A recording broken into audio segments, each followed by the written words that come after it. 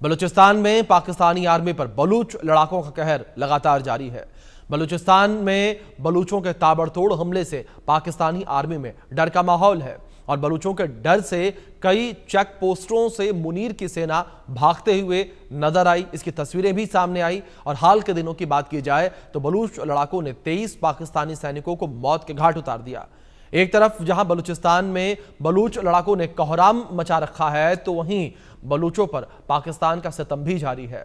हालिया मानवाधिकार रिपोर्ट के अनुसार 2025 की पहली छमाही में 752 लोगों को जबरन गायब किया गया, जबकि 117 बलूचों को मौत के घाट उतार दिया गया।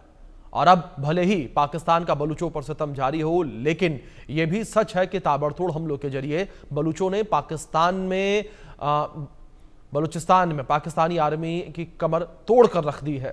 और इसी से जुड़ी एक बड़ी खबर, एक ब्रेकिंग न्यूज भी आप तक पहुंचा दे, जहां बलूचिस्तान में बलूच लड़ाकों ने कोहराम मचाया हुआ है और बलूचिस्तान में बलूच लड़ाकों के ताबड़तोड़ हमले जारी है।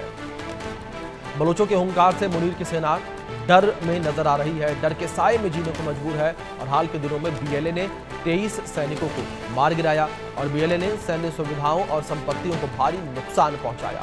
ये बड़ी खबर निकलकर जो सामने आ रही है, तो बीएलए ने सैन्य सुविधाओं और संपत्तियों को भारी नुकसान पहुंचाया। तो बीएलए के ताबड़तोड़ हमले लगातार जारी है और बीएलए जो है वो लगातार हमले करती हुई नजर आ रही है। तो बलूचिस्तान लिबरेशन आर्मी के हमले लगातार जारी है। लगातार जो है पाकिस्तानी आर्मी को निशाना बीएलए के द्वारा बनाया जा रहा है। और बड़ी बात यहां पर यह है कि पाकिस्तानी आर्मी जितना भी दम भरे, लेकिन पाकिस्तानी आर्मी का दम निकलता नजर आ रहा है बलूचिस्तान लिबरेशन आर्मी के सामने, क्योंकि लगातार जिस तरीके से हमले देखने को मिल रहे हैं, इन हमलों की वजह से डर का माहौल जो है वो पाकिस्तानी आर्मी में देखने को मिल रहा है। मुनीर की सेना में देखने को डर इस वक्त नजर आ रहा है। तो ये बड़ी खबर है जो इस बीच से निकल के सामने आ रही है।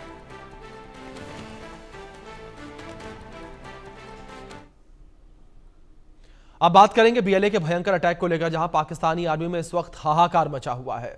बलूचिस्तान में बलूच लड़ाकों ने कोहराम मचा दिया है और बलूचिस्तान में बलूच लड़ाकों के ताबड़तोड़ हमले इस वक्त जारी हैं। बलूचों के हुंकार से मुनीर की सेना में भी डर का माहौल देखने को मिल रहा है और हाल के दिनों में बीएलए ने 23 सैनिकों को मार गिराया। ये लगातार हमले देखने को मिल रहे हैं और अधिकारी समेत कम से कम 23 पाकिस्तानी सैन्य कर्मियों को मार गिराया गया है। बीएलए ने सैन्य सुविधाओं और संपत्तियों को भारी नुकसान पहुंचाया। खुफिया एजेंसियों से जुड़ी हुई सैन्य सुविधाओं और संपत्तियों को नुकसान पहुंचाया गया और बलूच लड़ाकों ने मस्तूंग, कलात और जमुरान में पाकिस्तानी आर्मी को निशाना बनाया। बुलेदा और क्वेटा जैसे स्थानों पर भी पाकिस्तानी सेना को निशाना बनाया गया और लगातार पाकिस्तानी आर्मी इस वक्त बीएलए के निशाने पर है और लगातार हमले देखने को मिल रहे हैं। और इसी कड़ी में जो पाकिस्तानी आर्मी है वो डरी सहमी नजर आ रही है और स्थिति यहां तक पहुंच चुकी है कि जो पाकिस्तानी आर्मी है, जो पाकिस्तानी आर्मी के जवान हैं, वो बलूचिस्तान से भागते नजर आ रहे हैं और अगर किसी की पोस्टिंग वहां पर हो रही है तो वो इस्तीफा तक देने को तैयार हैं। इस विषय पर बातचीत करने के लिए हमारे साथ दो खास मेहमान जुड़ गए हैं, उनका परिचय मैं आपसे करवा दूं। हमारे साथ retired colonel TP Tyagi ji जुड़े हैं डिफेंस एक्सपर्ट के तौर पर, तो वहीं विदेश मामलों के जानकार अरविंद सिंह तेजावत जी हमारे साथ जुड़े हैं।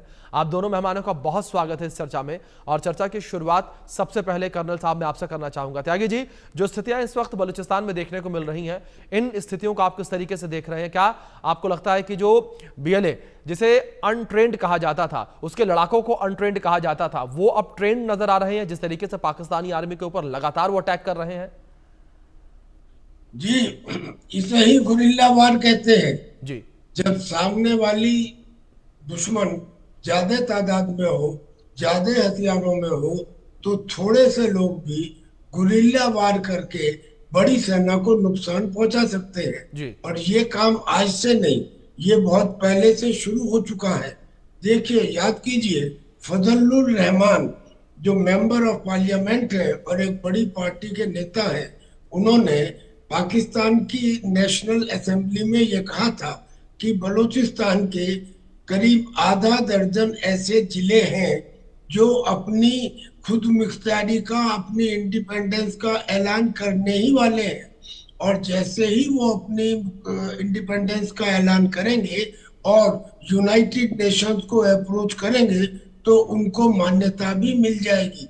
यानी कि ये सिलसिला तो पहले से शुरू हो चुका, लेकिन अब ये इसकी तीव्रता और इसकी फ्रीक्वेंसी बढ़ती जा रही है। कारण दो है। पहला कारण तो ये कि जो टीटीपी है, तहरीके तालिबान पाकिस्तान, वो भी इनके साथ मिल गई है और ये एक दूसरे के साथ हाथ मिला लिया है। यानी कि कंपाउंडिंग इफेक्ट या रेजोनेंस इफेक्ट प्रारंभ हो गया है। और दूसरा ये कि पाकिस्तान में जो और प्रॉब्लम थी वो तो बादस्तूर है, यानी कि तालिबान की, पीओके की, वो तो बादस्तूर है, एज इट इज है। मगर ऊपर से 5 अगस्त नजदीक आ रहा है। 5 अगस्त वो डेट है जब इमरान खान की जी पाकिस्तान तहरीक इंसाफ पार्टी के लोगों ने कहा है कि जी आप सब आओ और पाकिस्तान की हुकूमत और फौज के खिलाफ सड़कों के ऊपर प्रदर्शन करो। यहाँ तक इमरान ने कहा है कि 5 अगस्त को हमारी पार्टी का जो व्यक्ति घर से नहीं निकलता है हम उसका संज्ञान लेंगे। यानी कि 5 अगस्त का एक हवा बन गया है पाकिस्तान के अंदर। जी उसे देखते हुए और तो बीएलए ने अब उनके 23 यानी के करीब 2 दर्जन ऑफिसर्स और सैनिकों को तो अभी मारा है। वैसे वो इसी साल के अंदर कम से कम 500 पाकिस्तान के फौजियों को तो मार चुके हैं और इससे ज्यादा को भगा चुके हैं। कई ऐसे प्रांत है जैसे मस्तुंग है, कलात है, क्वेटा है, यहाँ तो जी उनके घुसने पे पाबंदी है। खुद जी पाकिस्तान के प्राइम मिनिस्टर ने ये चीजें जारी की हैं कि बलूचिस्तान में जाने वाला कोई व्यक्ति रात के 5 शाम के 5 बजे के बाद और बिल्कुल सुबह के 4 बजे से पहले ना जाए, और बिल्कुल जो त्यागी जी, दिन जिस में भी तरीके से जाए। आपने जिक्र किया, लगातार ये स्थितियां जो है वो जाहिर तौर पर विपरीत नजर आ रही हैं पाकिस्तानी सरकार के लिए और पाकिस्तानी आर्मी के लिए। अरविंद जी, जो स्थितियां इस वक्त बलूचिस्तान में बनी हुई नजर आ रही हैं, उन स्थितियों को आप किस तरीके से देख रहे हैं पाकिस्तान के परिप्रेक्ष्य से?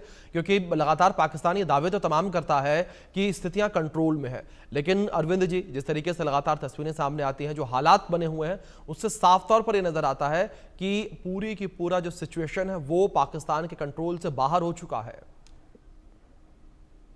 हाँ, अभिषेक, बात आपकी एकदम बिल्कुल दुरुस्त है।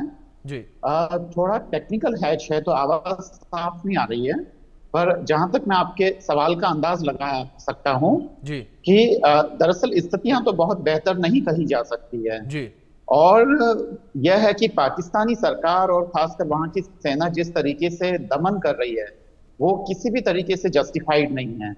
ये अचंभे की बात है कि जो खासकर वेस्ट वाला खेमा है, जो एक तरफ तो ये कहता है कि हम डेमोक्रेटिक राइट को वैल्यू देते हैं, और दूसरी तरफ उन्होंने जो बलूचिस्तान लिबरेशन आर्मी है उसको टेररिस्ट ऑर्गेनाइजेशन घोषित कर रखा है। केवल ये अमेरिका और उसके जो ब्रिटेन और उसके जो दोस्त हैं, खासकर यूरोपियन यूनियन वगैरह, उन्होंने उसको टेररिस्ट ऑर्गेनाइजेशन घोषित कर रखा है, जो बिल्कुल भी ठीक नहीं है। दूसरी बात यह है कि पाकिस्तान और अपनी जो नाकामी का सारा जो ठीकरा है वो भारत पर फोड़ता है, और ये कहता है कि भारत ने जो बलूचों को फंड किया है, खासकर बीएलए के लोगों को, जो बिल्कुल भी सही नहीं है, क्योंकि इसके लिए पाकिस्तान के पास देने के लिए कुछ भी सबूत नहीं है। ना इस चीज जी के सबूत है जी कि जो हमारा कांधार या अफगानिस्तान में हमारी जो काउंसलेट है, उन्होंने किसी भी प्रकार को उनको कोई ट्रेनिंग कैंप में किसी टाइप की कोई ट्रेनिंग मुहैया कराई हो। अभी त्यागी साहब ने ही बोला कि दरअसल उनका अपना संबंध है उन लोगों से, अफगानों से भी, और खासकर जो पाकिस्तान में जो तालिबान काम कर रहा है, तहरीक तालिबान जो पाकिस्तान का है, वह और उसके आपसी संबंध है। तो ये एक दूसरे को अगर ट्रेनिंग भी देते हैं तो मुझे लगता है कि इसका भारत सरकार का कोई नहीं है। और दूसरी बात ये कि अगर कश्मीर में अगर वो कश्मीरियों को अगर कोई भी मदद मुहैया कराते हैं, तो उस आधार पर अगर भारत सरकार जी किसी भी तरह की कोई मदद भी करती है उनको, तो मुझे लगता है कि किसी भी प्रकार से गलत नहीं कहा जा सकता, क्योंकि कश्मीरियों की आजादी बिना किसी दमन के, अगर वो केवल धर्म के आधार पर अगर वो एक आइडेंटिटी देते हैं, तो उस आधार पर तो जो बलूचों का दमन हो रहा है, उनके रिसोर्सेज का जो इस्तेमाल हो रहा है, मुझे लगता है कि वह बिल्कुल ही ठीक है और जस्टिफाइड है। अभिषेक साहब जी